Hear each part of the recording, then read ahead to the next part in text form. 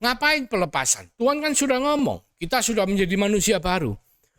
Memang kita menjadi manusia baru, tetapi apakah kita mau kehidupan lama kita mengganggu pertumbuhan kita di dalam Tuhan? Shalom, puji Tuhan. Pada hari ini kita akan masuk dalam ibadah online. Mari kita satukan hati, kita berdoa. Terima kasih Tuhan Yesus untuk hari ini kami boleh mendengar apa yang menjadi isi hati-Mu. Tuhan, kami percaya ketika Engkau mengurapi setiap daripada kami untuk mendengar firman-Mu, untuk membicarakan firman-Mu, supaya kami mendapatkan pengertian dan ketaatan untuk melakukan dalam kehidupan kami. Tuhan berkati setiap daripada kami, supaya baik kehidupan kami. Dalam nama Yesus Kristus Tuhan, kami mengucap syukur. Amin. Puji Tuhan, pada sesi yang lalu kita berbicara mengenai hambatan pertumbuhan. Saya akan melanjutkan dengan salah satu poin yang sangat penting. Bagaimana kita harus melepaskan hambatan pertumbuhan tersebut supaya pertumbuhan spiritual kita atau kerohanian kita menjadi baik dan tidak bermasalah. Kita tahu banyak sekali dari kita yang mungkin sudah ikut Tuhan lama sekali, tapi mungkin kita merasa, loh kok sampai hari ini kok enggak kemana-mana, kok seperti ini, kok seperti itu ya, sehingga tidak menunjukkan satu progres yang baik untuk kerohanian kita. Padahal kita tahu Rick Warren ngomong begini. Rick Warren itu ngomong begini. Kita tuh produk dari masa lalu kita. Nah, sedangkan ketika kita ikut Tuhan, Tuhan mengatakan kita menjadi manusia baru. Manusia yang lama telah mati, kita telah menjadi manusia yang baru. Tapi secara kenyataan, kita adalah hasil dari kehidupan masa lalu kita. Jadi apa yang terjadi dalam kehidupan kita itu mempengaruhi apa yang akan kita lakukan hari ini. Nah, ini penting sekali. Oleh karena itu, pelepasan atau spiritual detox itu sesuatu yang sangat penting untuk setiap daripada kita.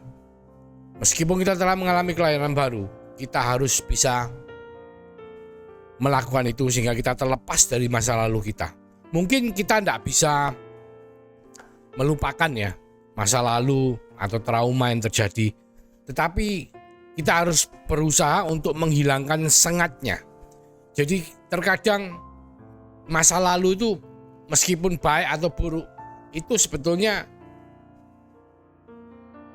tidak boleh mempengaruhi kehidupan kita ke depan bersama dengan Tuhan. Untuk itu kita perlu melakukan apa yang dikatakan spiritual detox atau pelepasan. Sama seperti begini.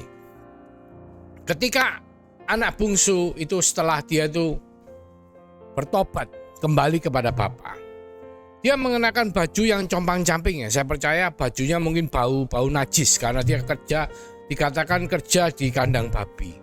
Gambaran dari manusia lama kita, manusia yang penuh dengan kedagingan, dengan dosa. Dan kehidupan itu harus kita lepaskan. Jubah lama itu harus kita lepaskan. Sebab kalau kita tidak melepaskan jubah lama terus kita mengenakan jubah baru yang Tuhan berikan, baunya itu masih ada. Jadi sengatnya itu masih kerasa terhadap kehidupan kita. Jadi kita harus mau dan bersama-sama dengan Tuhan untuk melepaskan. Saya katakan bersama-sama kenapa? Karena kita akan baca di Yeskiel 16 ya, mulai ayat 3. Kita akan baca. Dan katakanlah, beginilah firman Tuhan Allah kepada Yerusalem.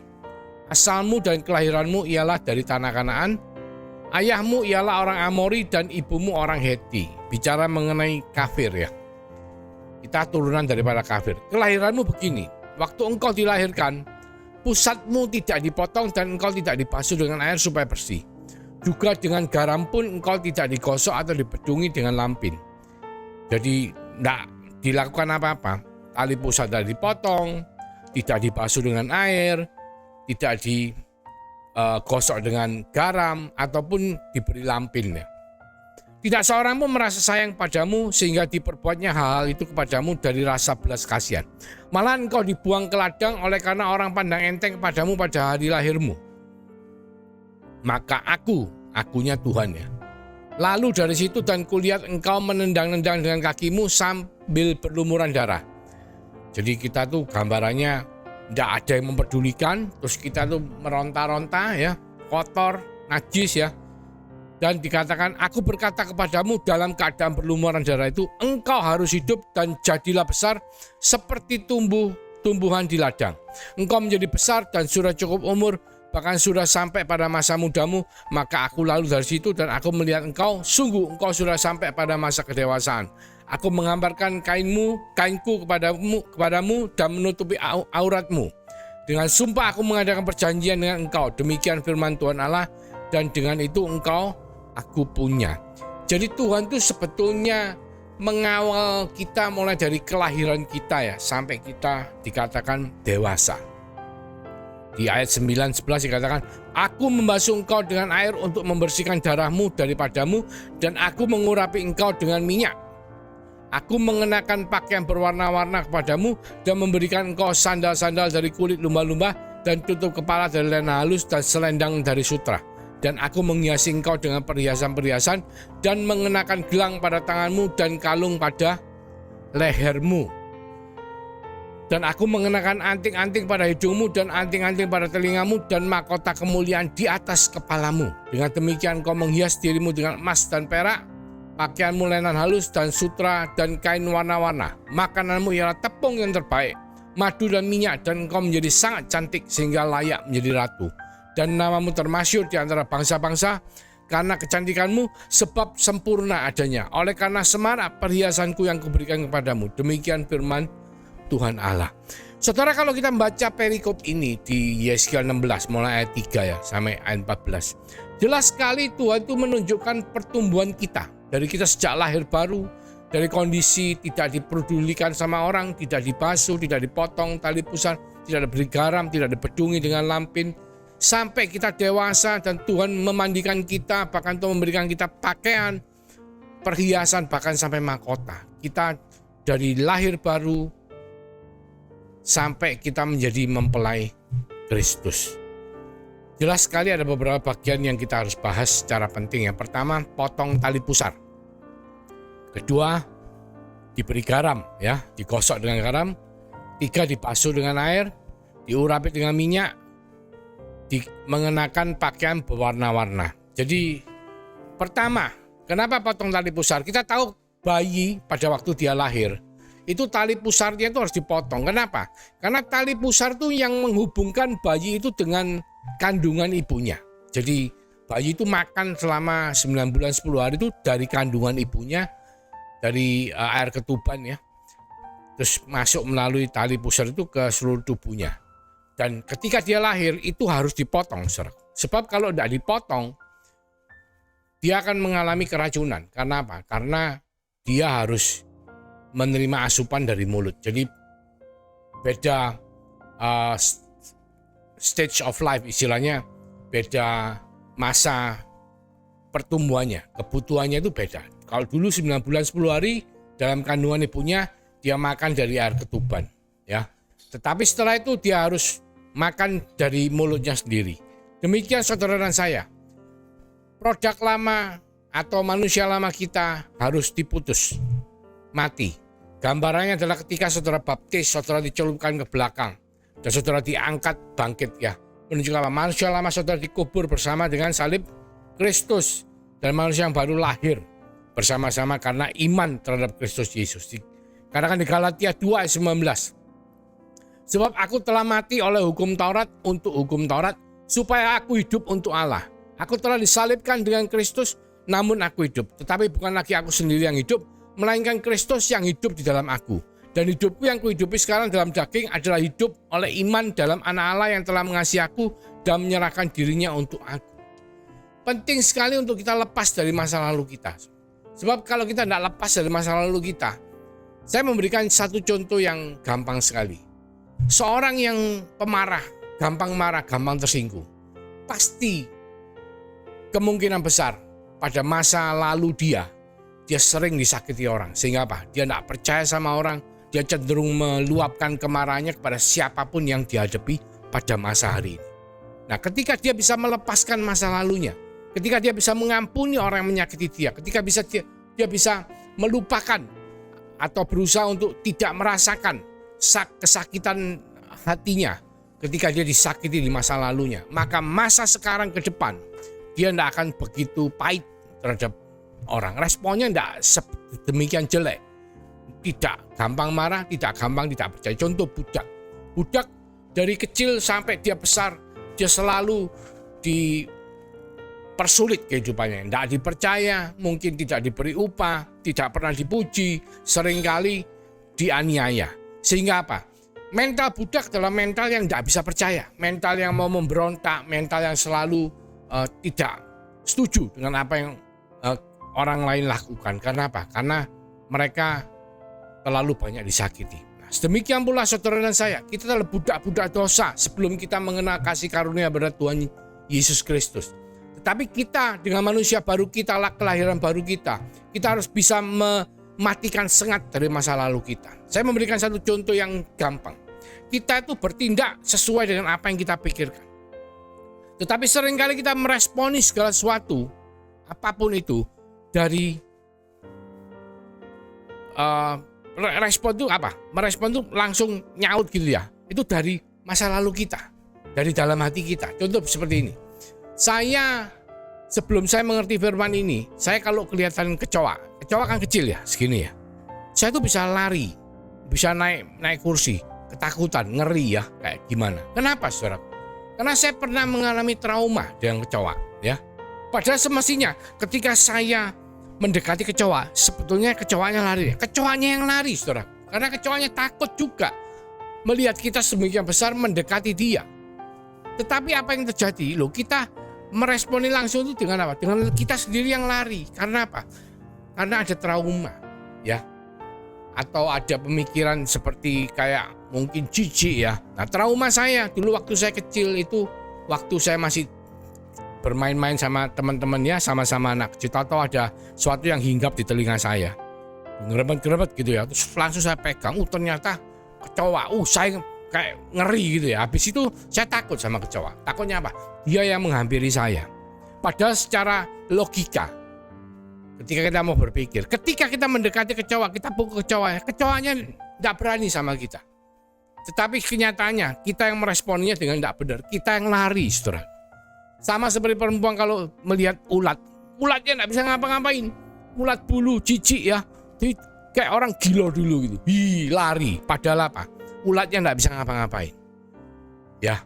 Dan itu seringkali terjadi dalam kehidupan saudara dan saya. Ketika kita tidak bisa lepas dari masa lalu kita, itu kita meresponi kehidupan kita itu tidak benar, sehingga banyak hal terjadi dalam kehidupan kita tidak seperti yang sebagaimana seharusnya terjadi. Hal-hal yang sebetulnya baik bisa menjadi kurang baik ketika kita meresponi dengan salah. Oleh karena itu kita harus belajar untuk memotong tali pusar. Bukan kita sendiri yang memotongkan, tapi kita minta Tuhan. Karena Tuhan mengatakan Tuhan yang memotong tali pusarnya. Bagaimana caranya? Kita nanti lihat, saudara. Firman Tuhan akan mengatakan dengan jelas. Di 2 Korintus 5:17, jadi siapa yang ada dalam Kristus, dia adalah ciptaan baru, yang lama sudah berlalu. Sesungguhnya yang baru sudah datang. Jadi potong tali pusar, minta Tuhan yang potong. Kedua, garam. Garam itu melambangkan kesetiaan, kejujuran, dan perjanjian garam menyatakan bahwa perjanjian tersebut adalah sebuah perjanjian yang abadi. Jadi Tuhan itu menyatakan saudara dan saya itu sebagai anaknya, dan kita dibesarkan sampai kita dewasa menjadi calon mempelai Kristus. Itu adalah perjanjian yang abadi, di mana Tuhan sendiri yang memberi jaminan ketika perjanjian itu ditaati ya. Di 2 Tawarik 13:5 dikatakan, tidakkah kamu tahu bahwa Tuhan Allah Israel telah memberikan kuasa kerajaan atas Israel kepada Daud dan anak-anaknya untuk selama-lamanya dengan suatu perjanjian garam. Saudara dan saya adalah keturunan daripada Daud atau Israel yang Tuhan berikan perjanjian garam untuk selama-lamanya. Jadi penting sekali saudara dan saya untuk yakin bahwa Tuhan ketika dia menjanjikan kasih karunia anugerahnya, barang siapa yang beriman kepada Yesus Kristus sebagai Tuhan dan Juru Selamat, kita akan memperoleh hidup yang kekal. Bukan cuma itu, saudara, kita akan mengalami kelahiran baru. Kita akan bertumbuh bersama-sama dengan dia sampai kita dipersiapkan menjadi mempelai Kristus.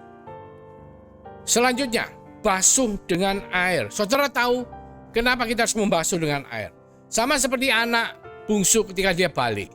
Pakaian kotor, compang-camping, bau, badannya bau. Ketika tidak dibasuh dengan air secara logika, saudara, terus mengenakan pakaian baru, otomatis bau najisnya itu masih akan terbau.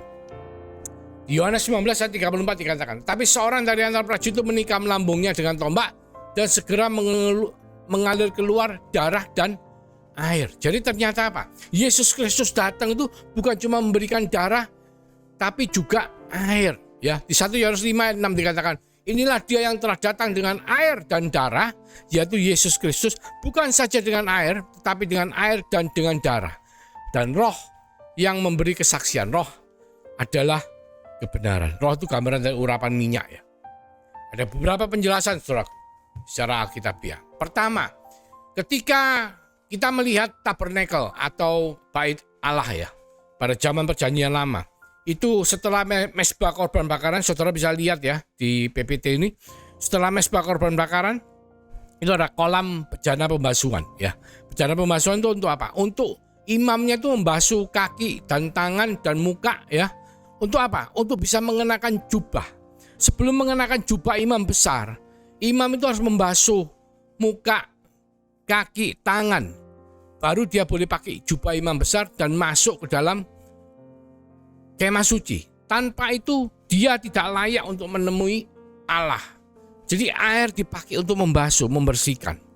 Penting sekali untuk kita tuh memiliki pengertian bahwa kita tuh harus membasuh. Sama seperti saudara kita dari seberang ya, ketika mereka mau ibadah, mereka juga membasuh. Gambarannya itu seperti itu. Cuman apa yang dimaksud dengan air di sini, saudara? Itu nanti kita akan bahas secara detail. Pertama saya akan memberikan satu gambaran. Di Kejadian 3:14 dikatakan, lalu berfirmanlah Tuhan Allah kepada ular itu, karena engkau berbuat demikian, terkutuklah engkau di antara segala ternak dan di antara segala binatang hutan, dengan perutmu lah engkau akan menjalar dan debu tanah lah akan kau makan seumur hidupmu. Jadi ular itu dikutuk oleh Tuhan, makan debu dan tanah seumur hidupnya. Ketika ular menipu manusia untuk berbuat dosa.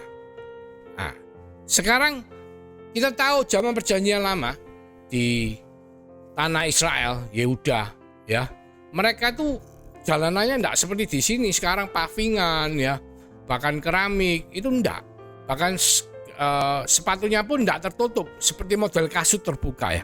Jadi setiap orang yang mau masuk ke dalam rumah pada zaman itu, zaman Yahudi, zaman Israel, itu mereka harus membasuh kaki mereka. Sebab kalau kakinya enggak dibasuh itu kotor sekali, saudara. Maka itu disediakan kayak bejana untuk isi air untuk membasuh kaki mereka. Nah, ketika kita melakukan perjalanan, kaki kita pasti berdebu. Sama seperti gambarannya ketika kita hidup dalam dunia ini. Dunia ini penuh dengan kotoran, debu. Kaki kita akan berlumuran debu. Maka wajib untuk kita membasuh kaki kita, saudara, dengan air. Supaya apa? Supaya kita tidak dijadikan incaran, dimakan oleh si jahat. Karena ular itu dikutuk Tuhan, makanannya debu dan tanah. Dan saudara dan saya ketika kita tidak membasuh kaki kita berdebu, maka si jahat akan mematuk tumit kita, mematuk kaki kita yang berdebu untuk memakan debunya. Dikatakan di Efesus 5:25, hai suami, kasihilah istrimu sebagaimana Kristus telah mengasihi jemaat dan telah menyerahkan dirinya baginya untuk menguduskannya, supaya menyucikannya dengan memandikannya dengan air dan firman. Di sini dikatakan menyucikan istrinya dengan memandikan dengan air dan firman. Dalam bahasa Inggrisnya dikatakan menyucikannya dengan memandikannya dengan firman dengan air melalui firman. Jadi air itu adalah gambaran dari firman. Firman Tuhan ketika kita makan, merenungkan, membaca, mendengarnya terus menerus, itu menjadi air yang membasuh saudara dan saya. Karena itu saudaraku, jangan berhenti untuk kita membaca firman ya. That he might sanctify and cleanse her with the washing of water by the word. Karena firman Tuhan itu menjadi air yang membasuh kehidupan saudara dan saya. Tanpa firman Tuhan yang kita renungkan, kita baca, kita lakukan, maka air itu tidak pernah ada untuk bisa membasuh kaki kita, untuk bisa membasuh tubuh kita, supaya kita bisa mengenakan jubah, supaya kita bisa bertumbuh, supaya hambatan pertumbuhan kita bisa kita lepaskan, saudara. Dikatakan air, juga dikatakan minyak. Ya, kenapa minyak?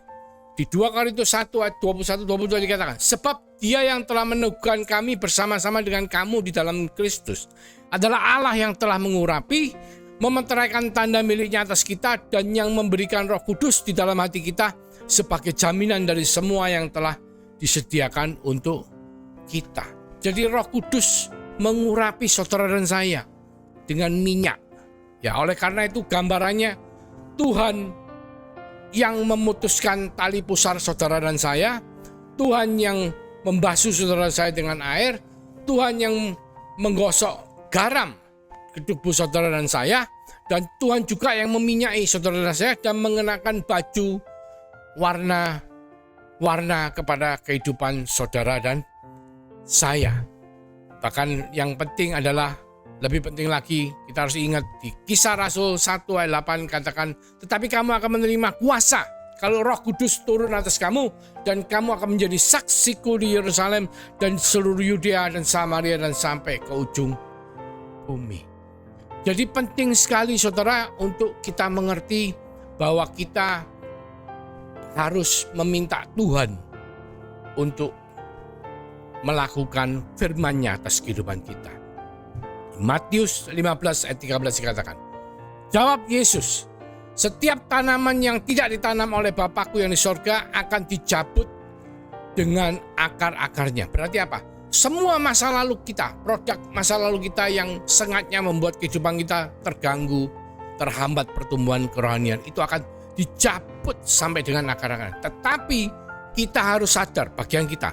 Kita harus sadar, kita harus mau menyerahkan sampah-sampah itu kepada Tuhan. Seringkali kita tidak sadar. Kita berjalan kemana-mana, kita tetap mengenakan jubah yang lama. Kita berjalan kemana-mana, kita tetap membawa sampah kepahitan, sampah sakit hati, sampah tidak bisa ngampuni kemana-mana. Tapi penting untuk saudara saya mengerti bahwa itu harus ditanggalkan, harus ditinggal, ya, harus diberikan. Tuhan tolong, biarlah Engkau sendiri yang menjabut setiap tanaman yang tidak ditanam oleh Bapa yang di sorga. Karena apa? Karena sengat daripada masa lalu kita harus dibuang. Sengat maut itu harus tidak bisa menang atas kehidupan saudara dan saya. Penting sekali saudaraku. Bagian Tuhan dalam melakukan firman-Nya, bagian kita juga melakukan firman Tuhan dengan menyerahkan sampah-sampah atau masa lalu kita yang menghambat pertumbuhan saudara dan saya. Banyak cerita saudaraku yang mengatakan, ngapain pelepasan? Tuhan kan sudah ngomong, kita sudah menjadi manusia baru. Memang kita menjadi manusia baru, tetapi apakah kita mau kehidupan lama kita mengganggu pertumbuhan kita di dalam Tuhan? Memang Tuhan akan menyempurnakan kita pada akhirnya, pada waktu kita bertemu bersama-sama dengan Tuhan. Tapi alangkah baiknya ketika selama kita masih hidup di bumi, maka kita bisa minta Tuhan bersama-sama dengan Tuhan untuk menjadikan kita sepenuhnya manusia baru yang hidup karena iman kita kepada Yesus Kristus sebagai Tuhan dan Juru Selamat. Saudara, serahkan masa lalu saudara, kepahitan saudara, tidak bisa mengampuni kemarahan saudara, tidak bisa mengampuni orang, kepada Tuhan. Minta Tuhan bersama-sama dengan saudara untuk membebaskan dari kehidupan masa lalu. Pelepasan. Jangan kaget saudaraku, ketika itu terjadi, maka saudara mengalami manifestasi yang semuanya itu untuk kemuliaan Tuhan semata-mata. Mari kita berdoa, kita tundukkan kepala. Terima kasih Tuhan, mengingatkan setiap daripada kita untuk bisa mengerti mengenai bagaimana kita harus melepaskan hambatan pertumbuhan yang ada dalam kehidupan kita, yaitu memutus tali pusar, melepaskan masa lalu kita, lalu membasuh kehidupan kita dengan air, yaitu firman Tuhan, dan minta Tuhan untuk menggosok kita dengan garam. Mengingatkan kita semua, Pak, perjanjian Tuhan adalah perjanjian yang abadi. Bahkan urapan Tuhan terjadi atas kehidupan kita semua.